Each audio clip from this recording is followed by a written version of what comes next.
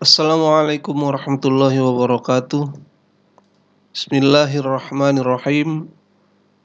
Selamat datang di channel Syiar Islam, channel yang meluruskan yang keliru dan menguatkan yang benar.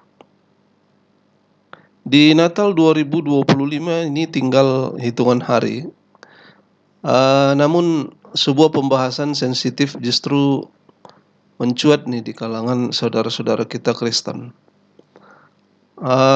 Isu tudung di kalangan Kristen lagi diperbincangkan di salah satu komal di TikTok, dan tentu akan menimbulkan tanggapan dan reaksi juga nih, reaksi pro kontra tentunya ya.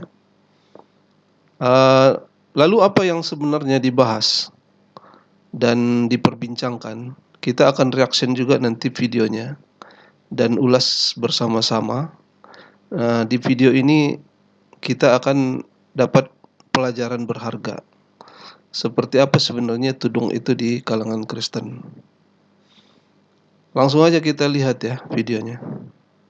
Kan substansinya di sini adalah ketika Yesus mengatakan kepada ahli Taurat dan orang-orang Farisi itu kan kita kan posisi ya koordinat atau ya kita sebut substansinya itu adalah di manakah beliau itu berada, apakah di bumi atau di surga. Tapi saya juga bukan ingin mendebat, ya, hanya bertanya saja dan nggak ada hal lebih apapun itu sih, ya udahlah hanya nanya. Oh, kalau itu penjelasannya oke, saya coba menerima karena ya keterbatasan pemahaman saya lah, intinya seperti itu. Nah, kedua, kalau misalkan host kan tadi bicara, host juga mengimani apa yang ada dalam Alkitab Bible ya.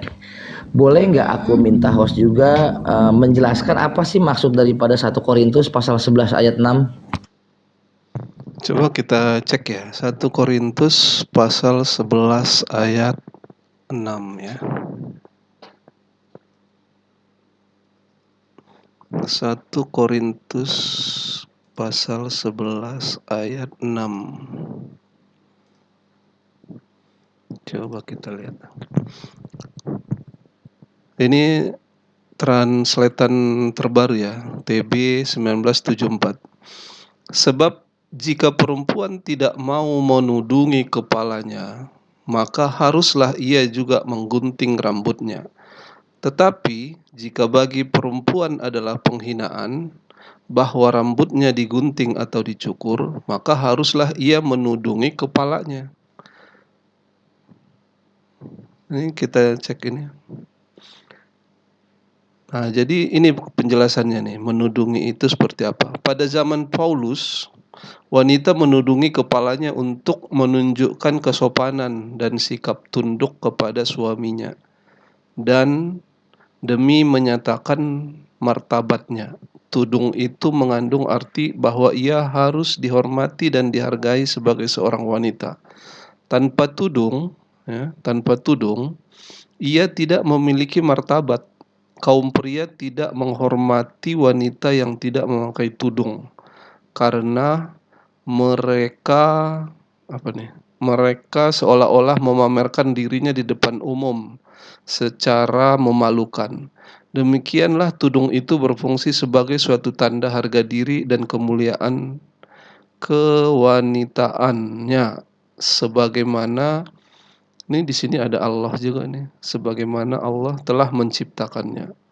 Prinsip di balik pemakaian tudung ini sampai sekarang pun masih diperlukan.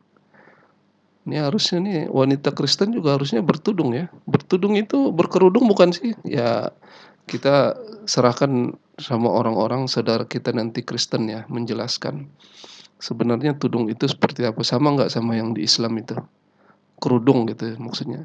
Seorang wanita Kristen harus berdandan dengan sopan dan dengan hati-hati, mengenakan pakaian yang pantas. Ini kalian tahu kan yang saya bacakan, yang ini nih, yang saya klik yang satunya ini nih keluar nih, nah, tuh. Mengenakan pakaian yang pantas dan bermartabat sehingga ia dapat pergi ke mana saja dengan aman dan hormat. Tuh.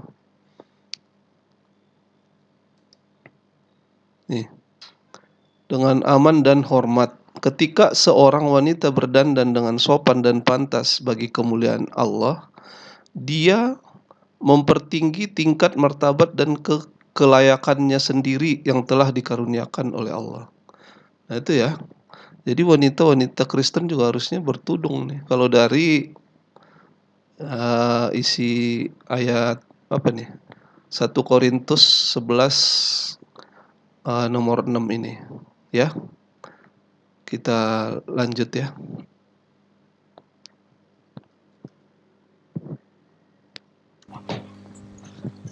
1 Korintus 11 ayat 6.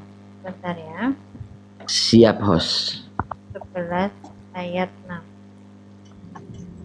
Sebab jika perempuan tidak mau menudungi kepalanya, maka haruslah ia juga menggunting rambutnya. Tetapi jika perempuan adalah penghinaan bahwa rambutnya digunting atau dicukur, maka harus dia menudungi kepalanya. Ya, ini tentang penghormatan. Jadi pada saat wanita sedang beribadah atau wanita sedang apa tuh? Kaget. Kaget. Kirain udah masuk ke dalam dunia ini.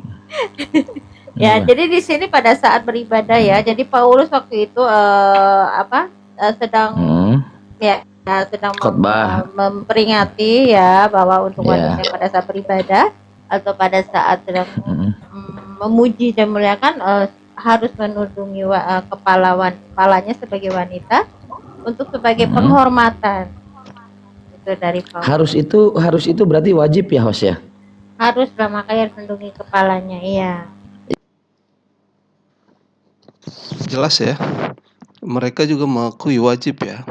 Cuman di sini Kak Putri ini mengatakan itu hanya untuk ibadah saja. Pada saat ibadah saja. Di luar ibadah berarti nggak wajib ya. Coba kita lihat lagi ya itunya ya. Kita lihat lagi ayatnya. Sebab jika perempuan tidak mau menudungi kepalanya, maka haruslah ia juga menggunting rambutnya. Tetapi jika bagi perempuan adalah penghinaan bahwa rambutnya digunting atau dicukur, maka haruslah ia menudungi kepalanya. Nah ini menudungi kepalanya nih, kita lihat ya, benar gak waktu saat ibadah aja. Nah ini memang pada zaman Paulus nih, ini yang saya baca ya, yang biru ini ya.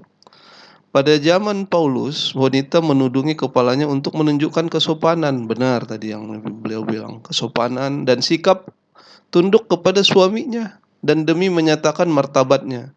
Tudung itu mengandung arti bahwa ia harus dihormati dan dihargai sebagai seorang wanita. Tanpa tudung, ia tidak memiliki martabat. Kaum pria tidak menghormati wanita yang tidak memakai tudung, karena mereka seolah-olah memamerkan dirinya di depan umum. Nah tuh, ini di depan umum nih, secara memalukan. Demikianlah tudung itu berfungsi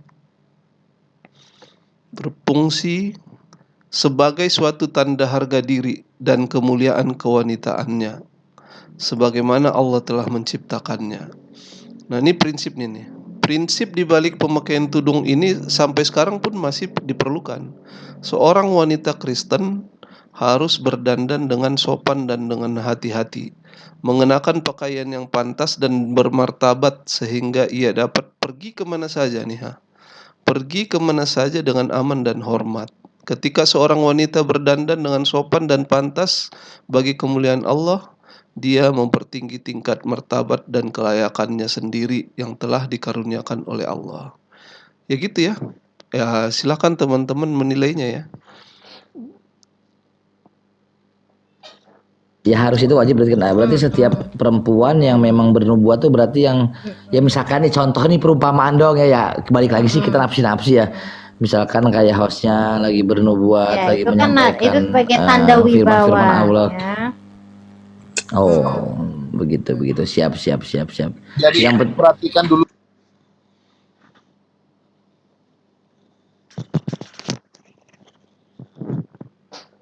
Jadi jelas ya teman-teman ya. Dari perbincangan saudara-saudara Kristen ini berarti tudung itu ternyata wajib juga di agama Kristen harusnya ya. Tudung itu harusnya wajib juga di agama Kristen.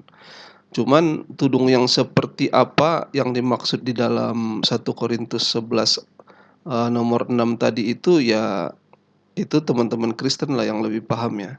Kita tidak bisa mengintervensi atau menyampaikan pendapat sepihak. Namun secara ayat tadi jelas bahwa wanita Kristen itu harusnya bertudung, menutupi kepalanya lah, bahwa dia harus terhormat gitu, biar kelihatan terhormat, untuk menjaga kehormatannya.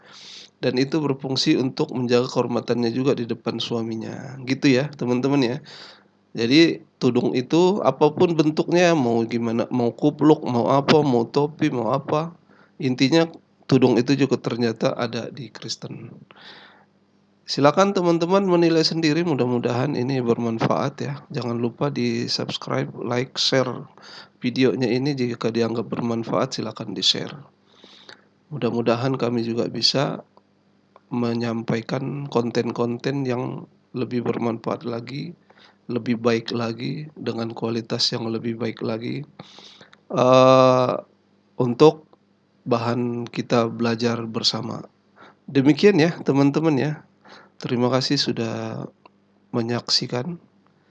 Sehat selalu, salam tauhid, jaga selalu akidah kita, jangan gampang terprovokasi, dan jangan mudah tergoyah oleh iming-iming apapun.